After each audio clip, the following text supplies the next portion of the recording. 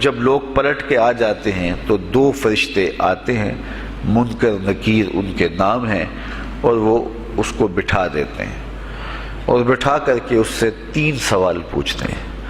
پہلا سوال یہ ہوتا ہے من ربک، تیرا رب کون ہے؟ اب کوئی مانے یا نہ مانے، رب تو سب کا اللہ ہی ہے۔ اگر کوئی انکار بھی کرے تو اس کے باوجود اس کا رب کون ہے؟ اس کا رب اللہ ہے۔ تو دنیا کے اوپر کوئی اقرار کرے یا انکار کرے، لیکن نفس الامر میں، حقیقت میں اس کا رب اللہ ہی ہے۔ یہ تو حقیقت ہے، یہ تو طے شدہ ہے۔ لیکن جو عقیدہ دنیا پہ رہا ہوگا وہی عقیدہ اس کے لہجے میں آئے گا۔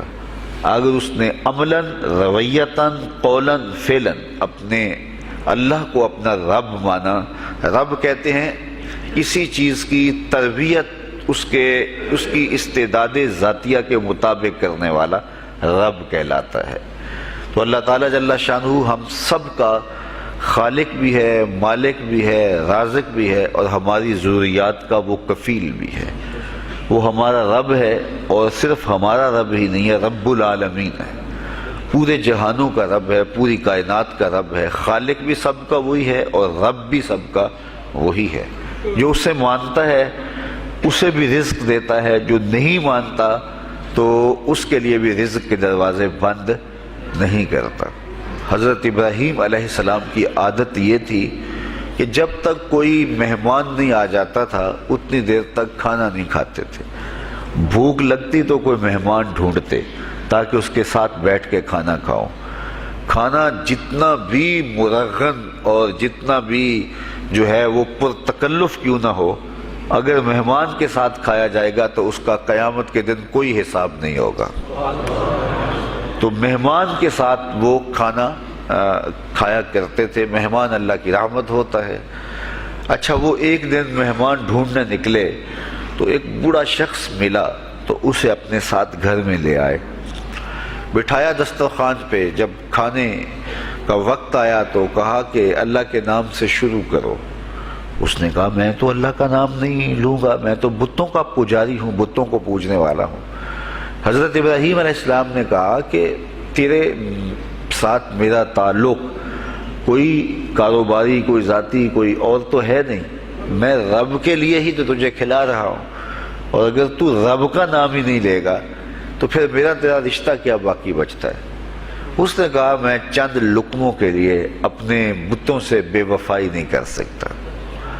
وہ غالب نے کہا تھا نا کہ وفاداری بشرط استواری اصل ایمان ہے، مرے بت خانے میں تو کعبے میں گاڑو برہمن کو۔ اس نے اپنے انداز میں ایک بات کی تھی کہ وفاداری بڑی چیز ہوتی ہے، تو اس نے بتوں سے وفاداری کا بھرم رکھا۔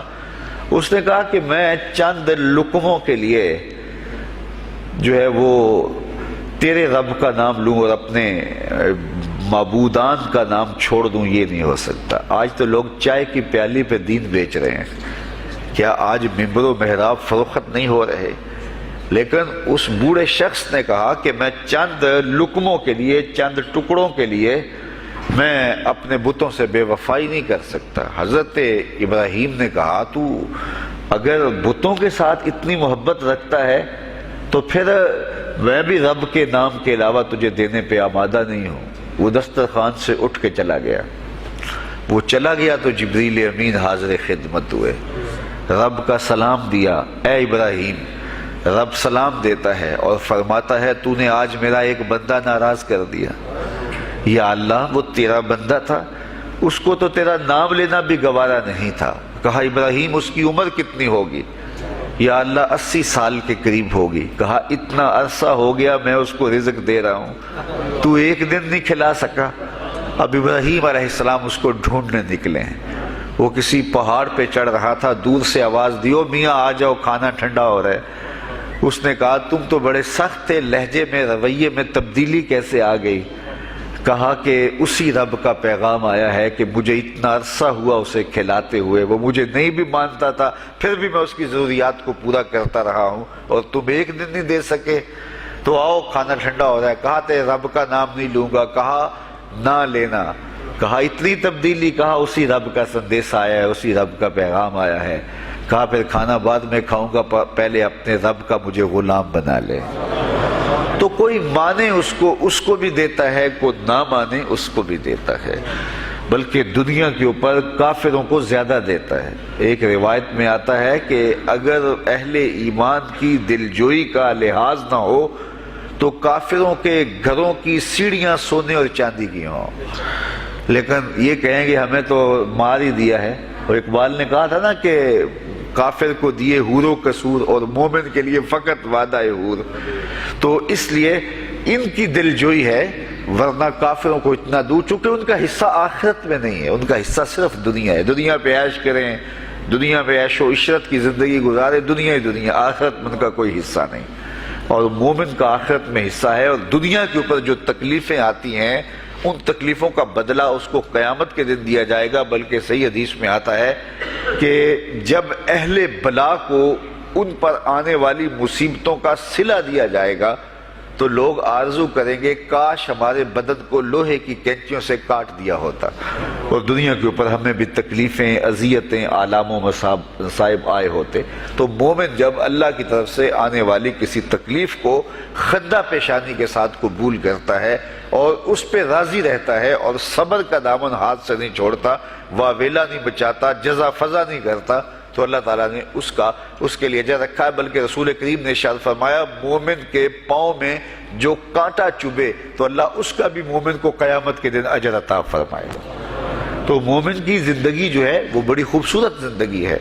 تو دنیا کے اوپر جو اسے مانتا ہے اللہ اسے بھی عطا کرتا ہے، جو اس کا انکار کرتا ہے اللہ اسے بھی عطا کرتا ہے، اس لیے کہ اس کی شان ہے کہ وہ رب ہے اور وہ سب کا لحاظ کرتا ہے اور سب کی ضروریات کو پورا کرتا ہے۔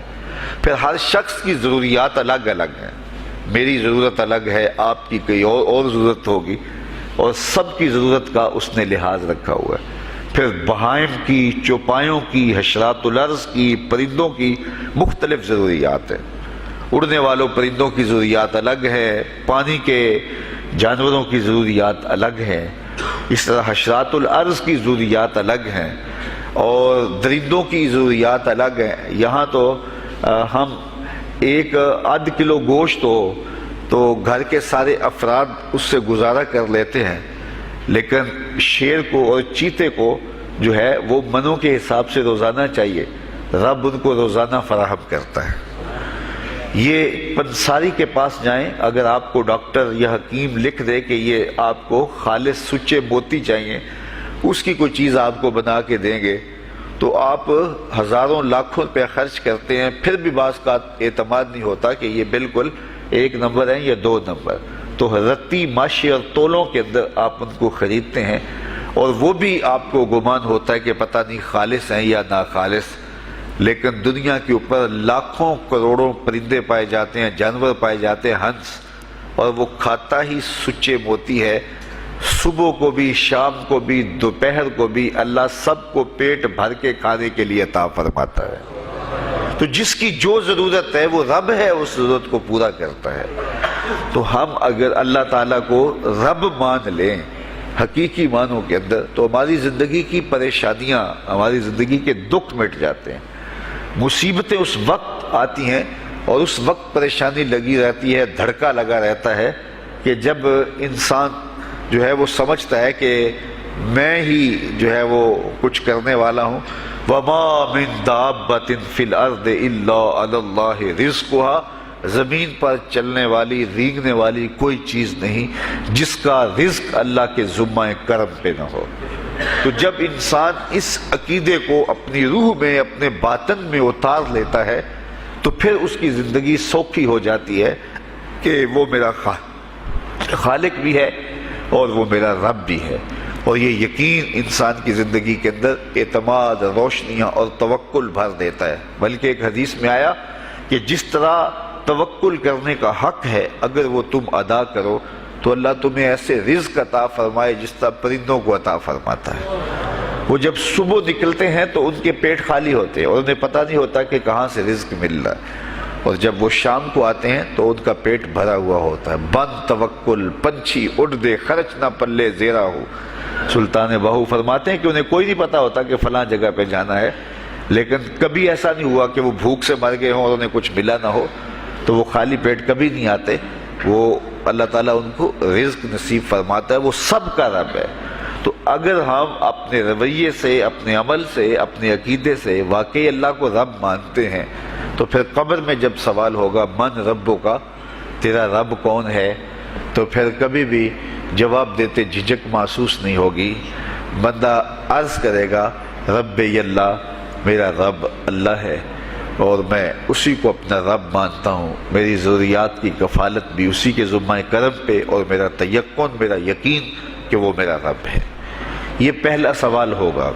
دوسرا سوال قبر میں ہوگا، اور وہ یہ ہوگا کہ ما دینوں کا، تیرا دین کون سا ہے؟ مختلف ادیان دنیا کے اوپر موجود ہیں، لیکن اسلام کے بعد اب کسی اور دین کو قبول نہیں کیا جائے گا۔ ارشاد فرمایا کہ اللہ تعالیٰ اسلام کے علاوہ کسی اور دین کو قبول نہیں کرے گا۔ تو یہ اگر میں اپنے عمل سے، اپنے رویے سے، اپنے طرز زندگی سے، اپنے انداز معاشرت سے اسلام کو اپنے اوپر غالب کر لیا، تو پھر قبر میں جواب دیتے ہوئے کوئی جھجک محسوس نہیں ہوگی۔ بندہ عرض کرے گا کہ دینی الاسلام، میرا دین اسلام ہے، میرا طرز زندگی، میرا انداز معاشرت، میرا سبھی کچھ اسلام کی مطابقت میں تھا، اور میں اسی کو اپنا دین مانتا ہوں، صرف زبان سے نہیں، اپنے رویے سے بھی، اپنے طرز زندگی سے بھی، اپنے انداز معاشرت سے بھی۔ تو یہ جو ہم اسلام کے دائرے میں داخل ہوتے ہیں اور ہم اپنے دین کو اسلام قرار دیتے ہیں، تو دین انسان کی زندگی کے تمام شعبوں پر حاوی ہوتا ہے، اور اس کا طرز زندگی، اس کا انداز معاشرت اس کی مطابقت میں ہونا چاہیے۔ تو قبر میں یہ سوال پوچھا جائے گا کہ تیرا دین کیا ہے، باوجود کہ اللہ تعالیٰ جل شانہ کو پتہ ہے کہ اس کا دین کیا تھا، اللہ کو پتہ ہے کہ یہ کس کو رب مانتا تھا، لیکن قبر میں یہ سارا سلسلہ ہوگا، اور صحیح احادیث کے اندر ان سوالوں کا تذکرہ آیا ہے کہ یہ سوال پوچھے جائیں گے کہ تیرا دین کیا ہے۔ اب اس نے اگر اپنا طرز زندگی، اپنا انداز معاشرت اسلام کی مطابقت میں رکھا ہوگا، اور دین کو اس نے دین سمجھا ہوگا، اسلام کو ہی اپنا دین، عملاً، رویتاً، ہر خوشی غمی کے موقع پہ اس نے اسلام کو ہی ترجیح دی ہوگی، تو پھر اس کو کوئی جھجک نہیں ہوگی جواب دیتے ہوئے کہ میرا دین اسلام ہے، میرے شب و روز، میری زندگی کے نشیب و فراز، میری زندگی کی کا گوشہ جو ہے وہ اسلام کی مطابقت میں گزرتا تھا۔ تو پھر وہ سیدھا سیدھا جواب دے گا دینی الاسلام۔ اس لیے ہمیں اس سوال کی تیاری بھی کرنی چاہیے کہ ہماری نجی زندگی ہو یا ہماری اجتماعی زندگی ہو، ہماری گھریلو زندگی ہو یا ہماری معاشرتی زندگی ہو، ہماری ذاتی زندگی ہو یا ہماری سیاسی زندگی ہو، ہماری جس طرح کی بھی زندگی کے جو بھی شعبہ جات ہیں، سب میں ہم دین کو غالب کریں۔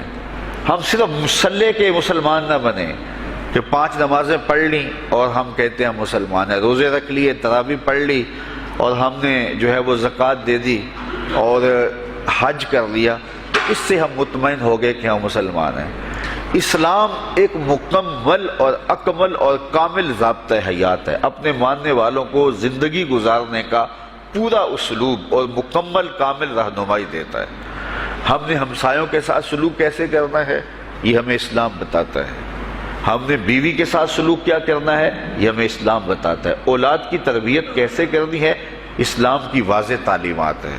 ہم نے سفر کرنا ہے تو انداز سفر کیا ہونا چاہیے، اسلام نے ہمیں بتایا۔ کاروبار کرنا ہے تو ہم جو ہے وہ کیا کاروبار کو مارکیٹ سے سیکھیں گے یا اللہ اور اس کے رسول سے سیکھیں گے، تو ہمیں اللہ اور اس کے رسول نے واضح 2 ٹوک اور سیدھے سیدھے احکام دیے ہیں کہ تم جب کاروبار کرو تو تم جو ہے وہ اس انداز کے ساتھ کاروبار کرو، کم نہیں تولنا، کم نہیں ناپنا، جھوٹی قسم نہیں کھانی، سود نہیں لینا۔ تو یہ ساری چیزیں، ملاوٹ نہیں کرنا، ایک ایک چیز جو ہے وہ اسلام نے ہمیں فراہم کی ہوئی ہے۔ تو پورا دین جو ہے جب ہم اختیار کریں گے، ہمارے رویے، ہمارا طرز زندگی، ہمارا انداز معاشرت جب دین اسلام کے مطابق ہوگا، تو قبر میں اس سوال کا جواب دینا ہمارے لیے کوئی مشکل نہیں ہوگا۔ اور اگر ہمارا طرز زندگی کچھ اور طرح کا ہوگا تو کیا صرف یہ کہہ دے کہ ہم مسلمان ہیں؟ یہ تو پھر ایک کافر بھی کہہ سکتا ہے کہ میرا دین اسلام ہے، ایک منافق بھی کہہ سکتا ہے کہ میرا دین اسلام ہے، لیکن ایسا نہیں ہوگا۔ جو ہماری کیفیت قلب ہوگی قبر میں اس کا جواب اس کی مطابقت میں آئے گا۔ وہاں یہ دنیا کے معاملے یا دنیا کی یادداشتیں نہیں ہوگی، وہاں کیفیت قلب کے مطابق جواب دیا جائے گا۔ یہ کافر جواب نہیں دے سکے گا کہ میرا رب اللہ ہے، کیونکہ وہ عمل سے، رویے سے اس کو اپنا رب نہیں مانتا ہے، تو حقیقتاً تو اس کا رب اللہ ہے، لیکن وہ یہ جواب نہیں دے پائے گا۔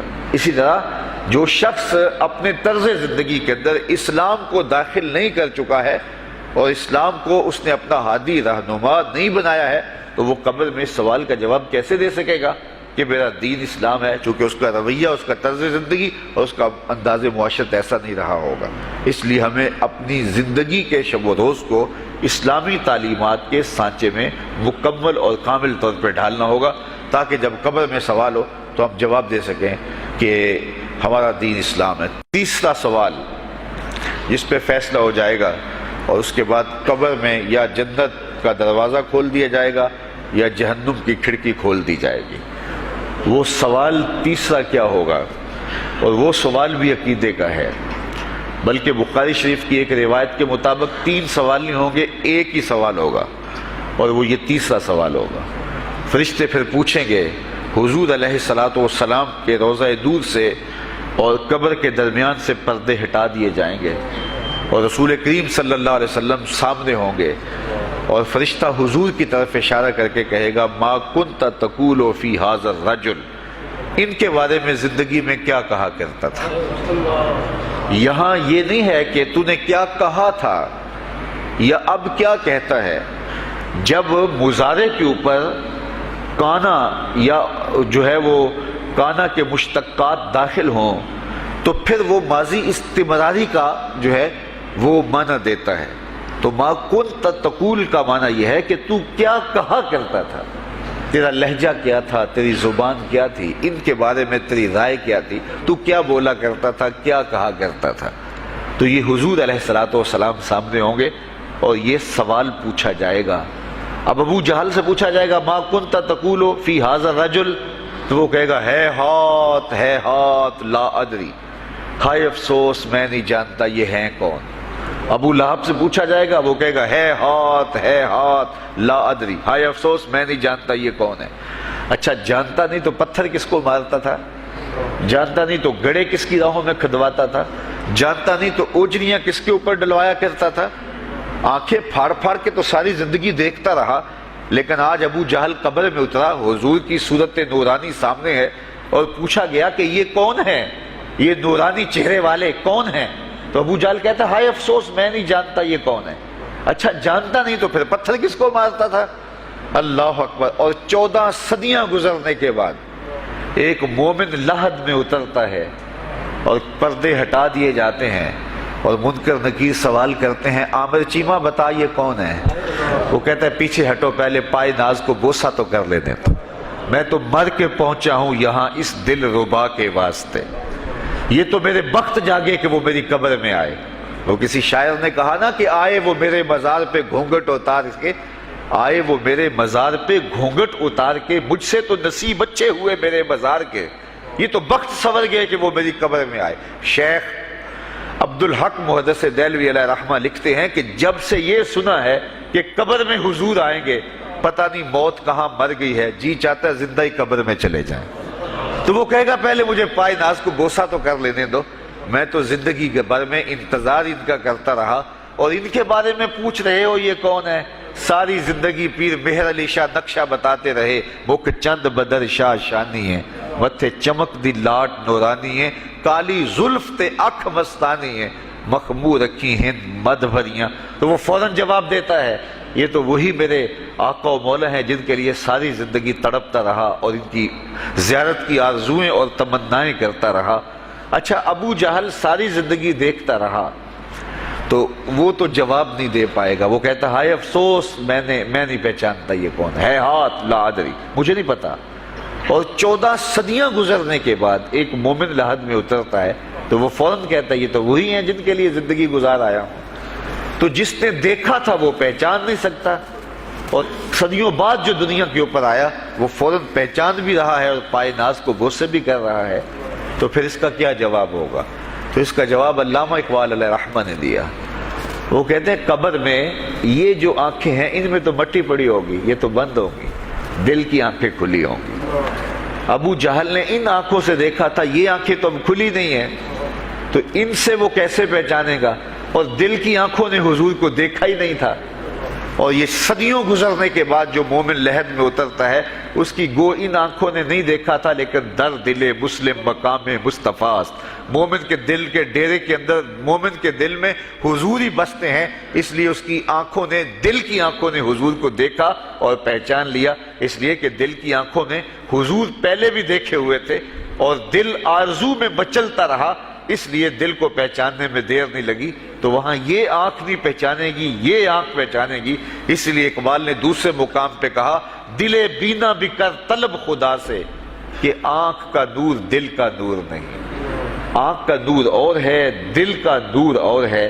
تو اگر کوئی شخص دنیا کے اوپر دل کے نور سے بے بہرا رہا، قیامت کے دن یہ آنکھیں اسے فائدہ نہیں دے گی، بلکہ اللہ تعالیٰ نے خود قرآن مجید میں ایک مقام پہ فرمایا من کان فی ہذہ اعمی فہو فی الآخرۃ اعمی واضل سبیلا، جو اس دنیا میں اندھا رہا کل قیامت کے دن بھی نابینا اٹھایا جائے گا۔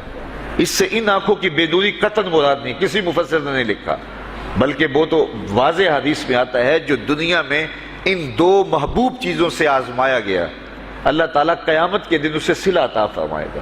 یہ جو دنیا کے اوپر نابینا ہوتے ہیں، نابینا ہو جاتے ہیں یا پیدائشی نابینا ہوتے ہیں، تو یہ دنیا کی لذتوں سے اور دنیا کے نفعوں سے لطف اندوز نہیں ہو پاتے۔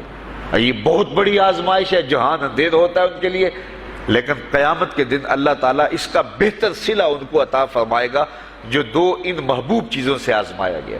تو اگر وہ دنیا پہ اندھا تھا اور حقیقی طور پہ، اور قیامت کے دن بھی اندھا اٹھایا جائے گا، یہ تو پھر مناسب نہیں ہوگا۔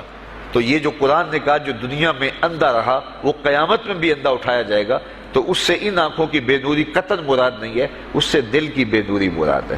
تو دل اگر بینا ہوا، دل اگر روشن ہوا، تو پھر قبر کے اندر بھی دل دے دیوے دی روشنائی جاوے وچ زمینہ، تو پھر وہ معرفت رسول کا سبب ہوگا دل کا اجالا، اور پھر حشر کے اندر بھی جو ہے وہ دل کی آنکھیں روشن ہوں گی۔ تو جس نے اپنے قلب کو نور معرفت سے، نور ایمان سے اور نور محبت سے منور نہیں کیا ہے، تو وہ قبر کے اندر، حشر کے اندر نابینا ہی اٹھایا جائے گا، اور یہ قرآن کی صریح نص ہے۔ تو اب ابو جہل نے ان آنکھوں سے دیکھا ہے، لیکن جب سوال ہوتا ہے بتاؤ یہ کون ہے، تو وہ کہتے ہیں ہے ہاتھ لا ادری، افسوس میں نہیں جانتا۔ اور صدیاں گزرنے کے بعد ایک مومن لحد میں اترتا ہے، ظاہری ملاقات بھی نہیں ہے، جب اس سے پوچھا جاتا ہے یہ کون ہے، تو وہ کہتا ہوا محمد صلی اللہ علیہ وسلم، یہ تو وہی آقا ہیں جن کے لیے ساری زندگی، جن کے تذکروں کی خوشبو سونگھتا رہا ہوں، تو مجھے تو جو ہے وہ ان کے پائے ناز کو بوسہ کر لینے دو۔ تو بتاؤ اس کے دل کی آنکھوں نے حضور کی معرفت حاصل کی اور حضور کو پہچان لیا، تو دل بینا بھی کر طلب خدا سے کہ آنکھ کا نور دل کا نور نہیں۔ تو حضور علیہ الصلوۃ والسلام کے حوالے سے جب سوال ہوگا، اگر اس سوال کا جواب نہیں آیا تو پھر جہنم کی کھڑکی کھول دی جائے گی، اور اگر اس سوال کا جواب آیا تو پھر جنت کے دروازے کشادہ کر دیے جائیں گے، اور جنت کی ٹھنڈی ہوائیں اس کی قبر میں آ جائیں گی، بلکہ حدیث میں آتا ہے اسے کہا جائے گا کہ نم کنومت العروس، ایسے سو جا جس طرح دلہن سوتی ہے۔ اور وہاں سے لے کر کے حشر تک کا سفر جو ہے اس کے لیے بہت لمبا سفر نہیں ہوگا، وہ ایسے ہوگا کہ جو ہے وہ ایک خوبرو کے گلے سے ہار گرے گا اور وہ موتی ٹوٹ کے گر جائیں گے، اور وہ اس کو چننے میں مصروف ہو جائے گا، ابھی سارے موتی چن نہیں پائے گا کہ قیامت آ جائے گی۔ یہ مومن کے لیے اللہ نے آسانی رکھی، 50,000 سال کا دن ہوگا یوم محشر، لیکن جو مومن ہوگا اس کے لیے حشر کا اتنا بڑا دن ایسے ہوگا جتنا عصر کا وقت ہوتا ہے، تو اتنے تھوڑے وقت میں اس کے لیے گزر جائے گا۔ تو یہ 3 سوال قبر میں پوچھے جانے ہیں، ہر شخص سے پوچھے جانے ہیں، مومن سے بھی پوچھے جانے ہیں اور کافر سے بھی اور منافق سے بھی۔